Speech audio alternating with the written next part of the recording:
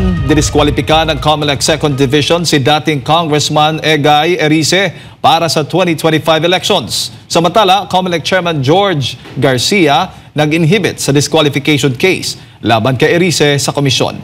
Narito ang balita ni Margot Gonzalez. Kinatigan ng COMELEC 2nd Division ang petisyon na nagdidiskwalipika kay dating Congressman Egay Erice sa pagtakbo nito sa 2025 midterm election bilang 2nd District Representative ng Caloocan City. Sa petisyon na inihain ni Raymond Salipot, ilan sa mga grounds laban kay Erice ay ang pagpapalabas nito ng mga aligasyon ng bribery at korupsyon laban sa COMELEC na hindi naman daw beripikado. Gayon din ang paggamit nito ng mga salita o lingwahe na nakakaalarma sa publiko. Maging ang malisyoso nitong pahayag na isang malaking scam ang kontrata ng COMELEC sa Mirror System, ang bagong service provider ng komisyon para sa mga makinaryang gagamitin sa halalan.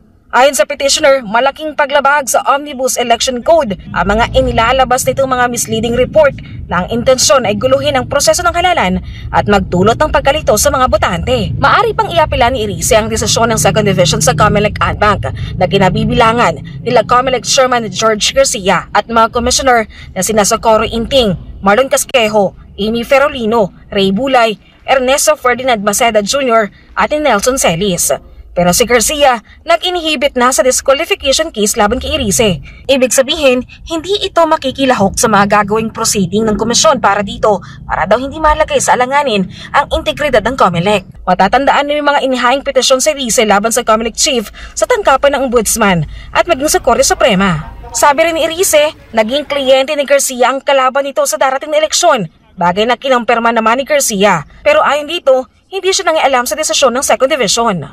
Ano naman pong pakialam ko naman sa division? Alam niyo po dito sa proseso sa NBank, sa amin, sa NBank, ang chairman ng commission ay sa NBank lang nagpa-participate. Hindi po nagpa-participate ang chairman ng commission sa division at hindi ko gagawin na impluwensyahan, kausapin o diktahan yung mga miyembro ng division. Mas matatanda po sa akin yung mga yon at mas marurunong. And therefore, alam po nila kung ano mga gagawin. Napag-alaman naman na walang naibigay na sagot si Erice sa komisyon hinggil sa disqualification case nito na nagbigay daan daw, kaya ito diniskwalipika ng 2nd Division para sa eleksyon.